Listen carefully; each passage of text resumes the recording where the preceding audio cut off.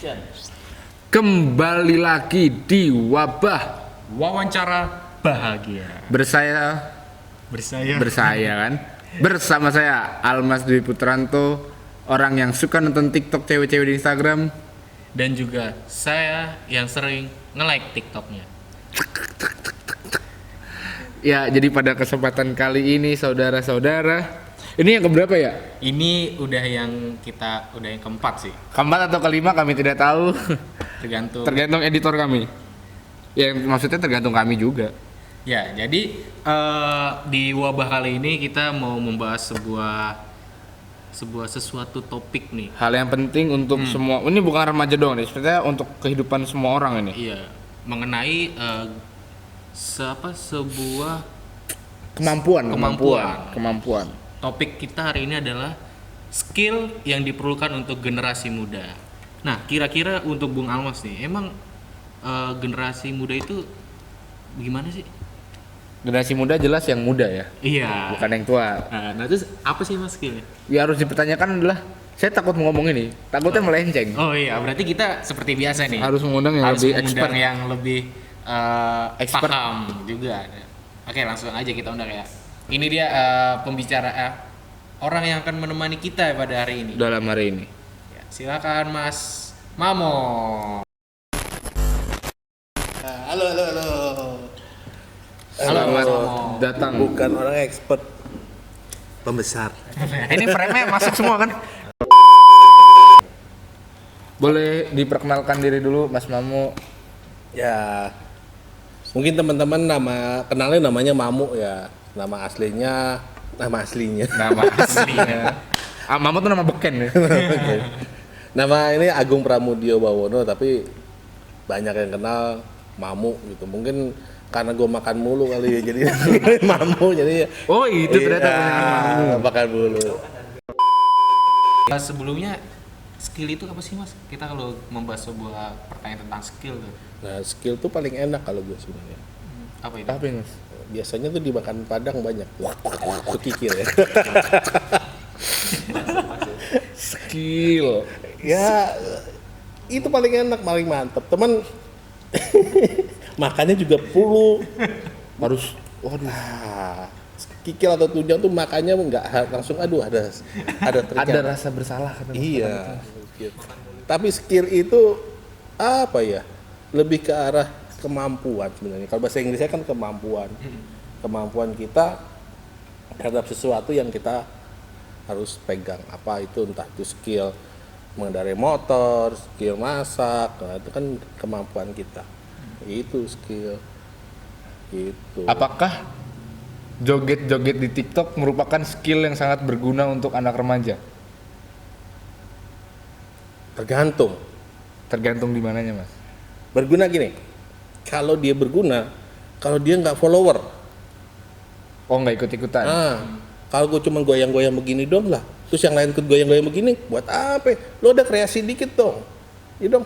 Lo goyang sambil pakai tangannya. Nah, itu kan Sebuah kreasi. nah, tidak follower murni tapi lo nyiapin kreativitas tambahan. Tuh untuk para TikTokers biar hidup Anda lebih berguna. Buat maksudnya buat gerakan sendiri. Jangan ikut-ikutan. Ikutan. Akhirnya kita mendapat celah baik dari user TikTok ya. Gue sih enggak. Karena saya sebagai pengamat TikTok di Instagram tuh kadang bosen gitu. Aduh ini lagi juga. Sama gerakannya. Iya, untung cakep gitu kan. Untung orangnya beda. Kalau lo lihat itu cuma wajah orangnya aja lo lihat, sebenarnya gerakannya nggak lo lihat kan. Nah itu. Nah Mas, untuk kalau misalnya kita bilang kondisi sekarang nih, pasti kita semua sepakat bahwa skill IT atau bersosial media, berinternet adalah suatu hal yang sangat penting. Karena semuanya pun menggunakan sosial media, menggunakan pokoknya menggunakan internet. Bener nggak? Maksudnya apakah ini akan menjadi, kalau kita kan dulu membahasnya, wah ini IT akan, pokoknya semua orang harus bisa IT. Nah ini dia. Gue cuma mau ngasih tahu, sekarang semua kan serba digital, ya kan? Betul. Semua masuk computerized, semua Semua nggak ada yang kayak microwave dulu putar-putar, sekarang tinggal pijit udah ada. Artinya udah digitalize semua. Nah, kita tuh udah masuk ke 4.0 kan. Jadi 4.0 itu semua di mana orang-orang tuh udah mulai melakukan pekerjaannya tuh dengan lebih mudah. Jadi handphone ini nih dibuat untuk apa sih? Untuk membantu pekerjaan supaya apa? Lo komunikasi gampang.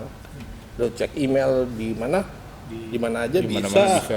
Nggak harus buka laptop, nggak harus lari ke warnet. Ya kan dulu masih ada warnet zaman-zaman dulu kan. Atau sekarang udah hilang kayaknya. Masih. Masih buat gamers ya. Iya, buat bucil-bucil. Nah, ini kan sebenarnya buat mempermudah. Nah, itu namanya 4.0. Artinya kita semua masuk memang ke dunia digital, semua serba computerized. Ya memang harusnya ke depan memang kebanyakan skillnya adalah ke arah digital untuk kalian kayak Mas Mamu ini, dan ya yang udah tanda kutip sudah gini pun juga harus update terus. Apa sih masuk kayak misalkan kayak gini nih, zaman sekarang dah pas corona gini pandemi, ketika di kantor dulu di kantor kita meeting biasa paling ya Mas Mamu pakai Skype aja meetingnya itu kan. Skype cuma beberapa orang, dan itu sekarang kalau perlu banyak orang, tampilan kita mesti presentasi pakai apa akhirnya? Pertama pakai Zoom. Nah, Zoom kan terus Kemarin sempat heboh, iya, dibilangnya bocor. Ada kebocoran. Ada pakai Google Meet gitu kan, Google Meet juga nggak semua bisa record. Artinya ketika meeting harus rekam tuh gimana? Kayak Mas Mamu kemarin deh contohnya. Ketika meeting bingung nih mau ngerekam mana. Waduh, ini tombol ngerekamnya mana ini? Putar. Ternyata pas di Google Meet yang bisa merekam hanya yang mengundang. Iya. Kita yang sebagai yang diundang nggak bisa merekam. Nah, itu masalahnya. Nah, kadang-kadang kan ya kayak Mas Mama ada gap teknologi begini, ya harus belajar ngutak-ngutik gitu loh. Nah, makanya teman-teman kalian ini harusnya lebih melek. Nah, itu ke depan lebih memang skill teknologi itu lebih utama sih. Gitu. Tapi juga skill yang lain nggak ditinggalkan gitu. Karena kayak misalkan ke depan tuh kayak programmer itu masih tetap dibutuhkan, data scientist, data analis, terus network arsitek gitu ya. Jadi itu ngapain Mas network arsitek? Arsitek kayak buat jaringan, jadi supaya jaringan buat rumah gitu. Iya kayak arsitektur, tapi arsitektur dalam bentuk digitalize. Gimana dia komputer 1, komputer 2 gabung semua, terus ada datanya ada di cloud, terus semua jadi big data, big data itu jadi bisa ngambil semua. Nah, kita aja, Mas Mama aja pertama cloud tuh apa sih? Cloud tuh awan, tapi awan tuh apa? Awan tuh anaknya Pak Ginawan. Nah, itu si Awan. Nah, tapi ya itu, cloud sendiri kalian tahu apa? Itu tempat kayak semacam drive. Semacam drive, iya, penyimpanan internet, penyimpanan data lah. Iya, penyimpanan data lah intinya. Ya itu simpelnya cloud itu, tapi cloud itu bisa digunakan lebih. Makanya kayak di Google Drive itu kita bisa nyimpen yang gratisan kan 15 giga gitu. Kalau mau bayar bisa lebih. Iya benar. Nah, itu gunanya apa? Kalau kita kehilangan gadget, komputer rusak, kita nggak usah jauh-jauh ngambil data, kok udah bingung. Nggak usah takut kehilangan data yang sebelumnya. Langsung sana. Gitu. Nah Mas, kalau kita ngomong skill nih, skill kan ada Sikil. kaki nih bos. Mentang-mentang ngomong tinja kan. Sikil ya. Kita ngomong skill nih kan ada dua tipe nih Mas, ada yang hard skill sama nih soft skill nih. Nah itu bedanya apa sih? Hard skill itu lebih ke arah keahlian utama yang dibutuhkan untuk suatu pekerjaan. Gitu. Soft skill lebih ke arah kemampuan seorang dalam mengatur dirinya sendiri gitu loh. Contohnya gini, seorang arsitek tadi, saya bilang arsitek, dia hard skillnya adalah gimana membuat gambar, gimana membangun, mewujudkan gambar itu dalam bentuk bangunan supaya bangunan itu kokoh. Nah, soft skillnya dia adalah bisa jadi gimana sih dia cara mengatur pekerjaan nih.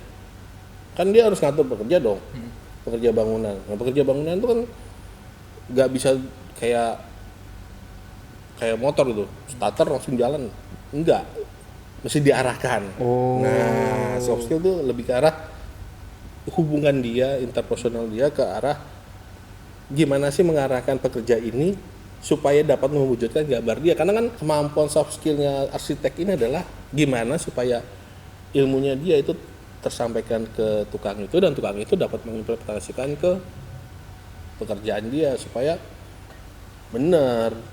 Itu yang dimaksud soft skill. Kalau misalnya banyak followers, terus misalnya kita mau jualan nih mas, terus kita punya banyak followers, istilahnya kita sebagai penjual untuk bisa mengerahkan konsumen ke penjual kita itu termasuk soft skill nggak mas? Mengarahkan, maksudnya biar istilahnya apa? Kita tuh bisa dapat intentionnya gitu loh mas. Itu sebagai soft skill karena gini, kita penjual kan harus ada yang beli dong. Kalau tidak bangkrut dong. Oh, iya. Nah, yakinin pembeli gimana? Ya Gak usah jauh-jauh. Nih, gak usah penjual pembeli ya. Lu pernah naksir orang ke cewek nggak? Pernah nggak? Pernah. Apa yang lo lakuin? Anterin pulang kan? Yakin lah Ngebuat yakin kan? Iya. Yakinnya gimana? dengan sebuah perbuatan. Betul sekali dong. Contohnya perbuatan Contohnya apa? apa ya? Waktu bikin bakar-bakaran gimana? Ya di Batman ya. Iya, ikut bakar gitu kan ya. Terus nemenin. Tapi diem aja sih kemarin nih. Iya. Kurang ada ininya ya. Iya. Nah, itu soft skill. Sama kan? Vino lagi mencoba menjual dirinya, membranding dirinya pada cewek yang dia taksir. Ya enggak? Betul. Lalu branding lu gimana? Kalau lo, Vino udah begini orangnya kacrut gitu. Wah, kan gimana kan? Ya enggak? Betul. Kan harus lu jual kan yang baik-baik. Wah, Vino tuh. Yeah. Wah, Vino tuh bertanggung jawab, gentleman. Wah, nyuci piring mau, walaupun makannya banyak. Iya. Kalau mau nganterin pulang sejauh apa mau. Nah, itu soft skill namanya branding atau self branding. Nah, kalau ngejual sama. Jadi dia self branding itu bisa jadi buat produknya, makanan dia atau bendanya atau jasanya atau orangnya. Orangnya tuh berarti yang kayak tadi. Iya, self branding namanya. Jadi misalkan ya kayak tadi, kayak Vino lagi naksir. Kayak kemarin ya waktu kita bakar-bakaran di Medland kan, ya bantu nyuci gitu kan. Itu self brandingnya dia. Tiba-tiba emang langsung gitu, padahal biasanya nggak gitu. Nah, biasanya nggak gitu. Di rumah juga nggak yakin juga. Nggak yakin, ya. Dia pasti bangun juga siang kan lo. Iya. Kebaktian remaja sering telat, ya nggak? Kemana-mana. Mau kemana-mana, Anda gereja jam 6 tukang telat. Jam 6 itu telat. Tapi kan tuh balik lagi kan nama self branding. Itu namanya soft skill juga. Sama tadi menjual barang supaya customer mau gimana? Tadi deketinnya kan dengan macam-macam. Barangnya bagus loh, makanannya enak loh, buatan ini. Nah, nanti kan pas dicicip, iya enak, beli lagi dong. Gitu. Kalau Vino kan, Vino baik ya. Terus besok-besok kan Jalan lagi deh gitu. Coba kalau lihat pertama jelek. Wah, udah nggak mau lagi selanjutnya. Susah. Oh, jadi kayak lebih ke first impressionnya gitu ya Mas ya? Ya. Lebih cara first impression sama pas saat kita branding. Gitu. Jadi kayak lo kan first impression ya. Itu si pembelinya first impressionnya gimana. Tapi ketika lo branding kan enggak. Oke, sekali mungkin first impressionnya jelek. Kedua kali, ketiga kali, lama-lama gimana? Tagihan. Nah, bukan ketagihan, tapi lama-lama mau mencoba. Lama-lama jadi kayak, iya nih boleh. Ya kan, yuk Vino anterin. Enggak, ini ada barengan gitu kan. Lama-lama yuk anterin, lama-lama 2-3 kali ya udah deh gitu. Berarti emang harus mencoba terus intinya. Iya, ya itu namanya self branding, itu skill juga gitu loh. Nah, itu yang kita bisa jual untuk gimana menaikkan diri kita. Menurut kita punya nilai jual, terus macam-macam deh. Gitu. Oke. kan tadi Mas Mamu sempat bilang ya Mas, kalau kita sudah masuk di industri 4.0 ya Mas ya.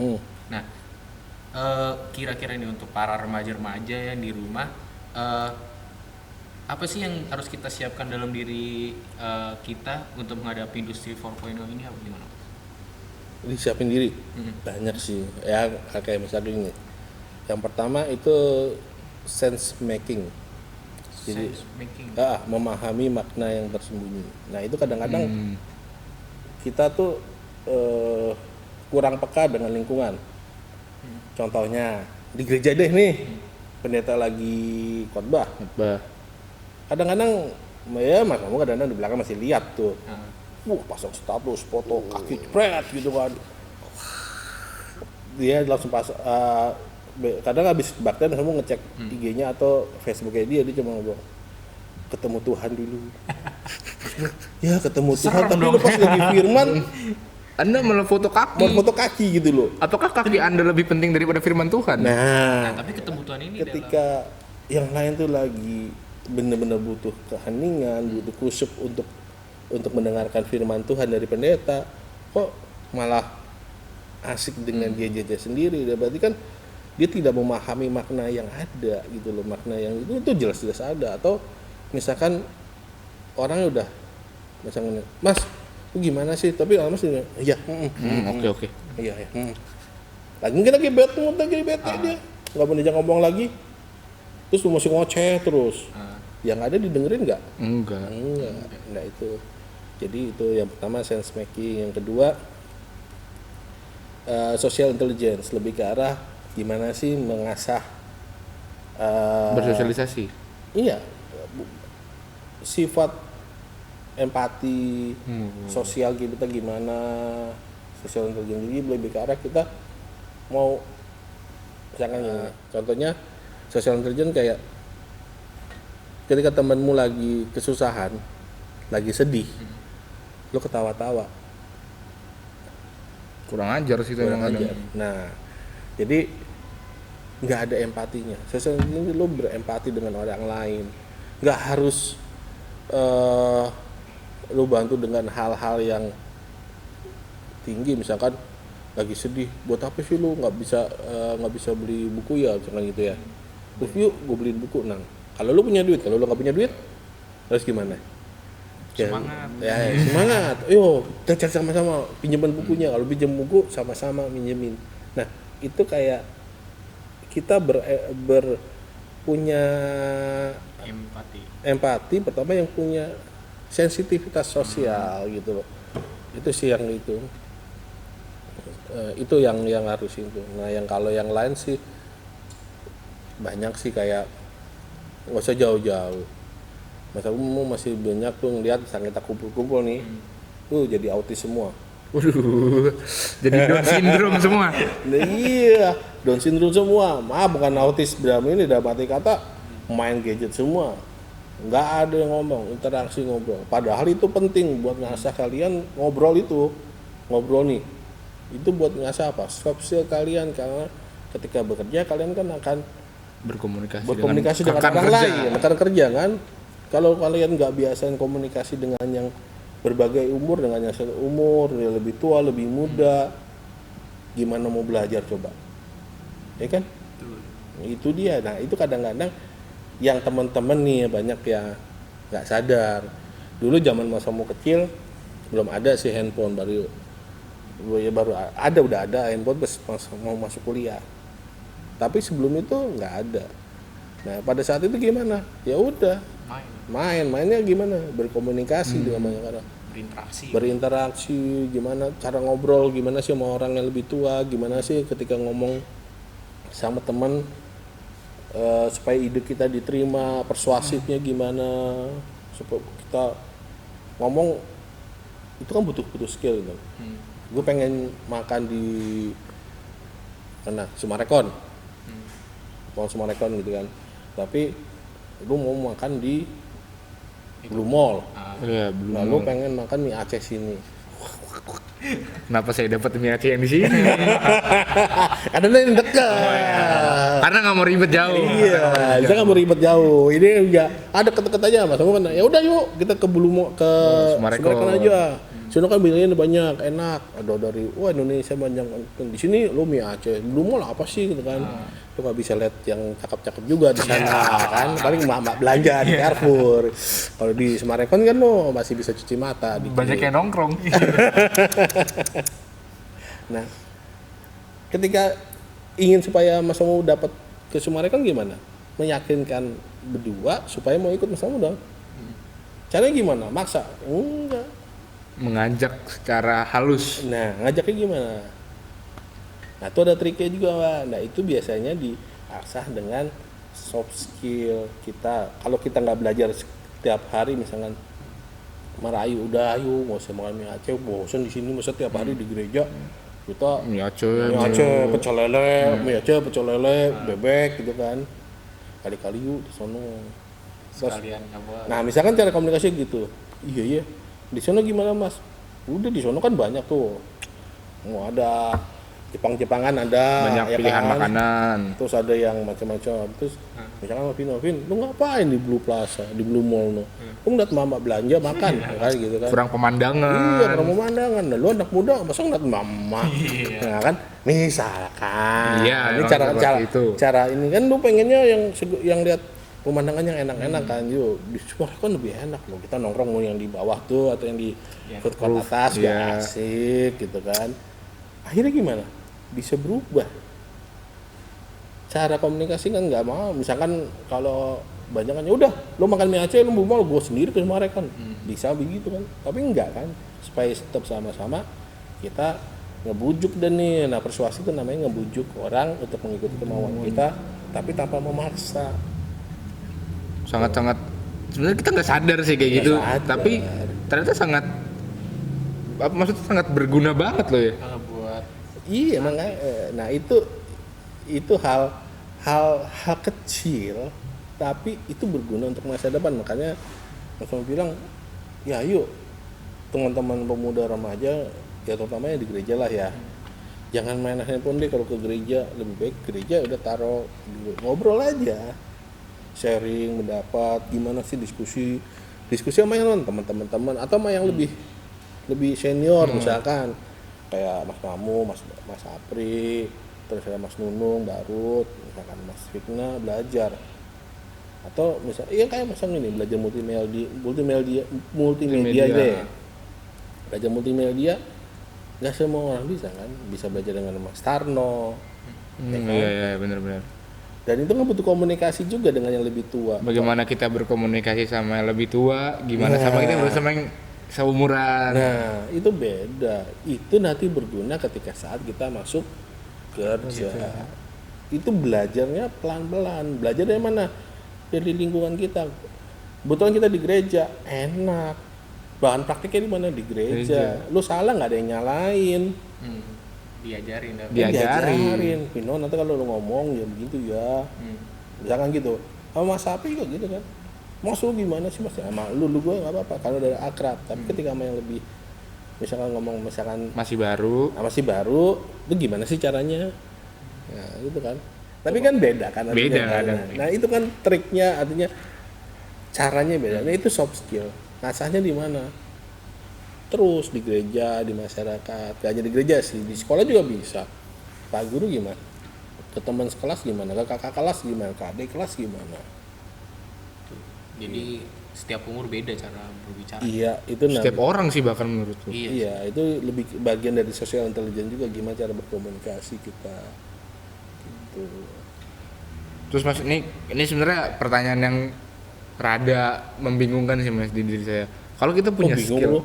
Iya bingung Mas. Oh, akhirnya Almas bingung. Enggak, maksudnya kadang tuh kita berpikir misalnya gini, lebih baik kita mendalami satu kemampuan, satu skill sampai bener-bener jago banget, atau kita memperbanyak skill tapi ya secukupnya gitu loh Mas. Sebelum itu mau nanya, kamu minatnya di mana? Misalnya saya minatnya dengan dunia kreatif. Nah, ya udah, dunia kreatif kamu pedalamin. Tapi di dunia kreatif tuh skillnya banyak. Kreatif skill tuh nggak hanya misalkan gini ya, desain itu kreatif skill. Ya. Dari desain sendiri tuh mas banyak. Mau buat 3D, mau buat misalkan vektor desain. Iya, vektor. Nah, atau mau buat apa, mau berbagai macam desain, pelajari itu semua dan itu soft skill. Yang sama pengen tekanin sama teman-teman juga nih ya, yang penting kalian suka, passion kalian di situ. Kenapa? Kalau kalian nggak suka, biasanya tuh setengah-setengah jalannya. Iya sih, Dan ngerasa.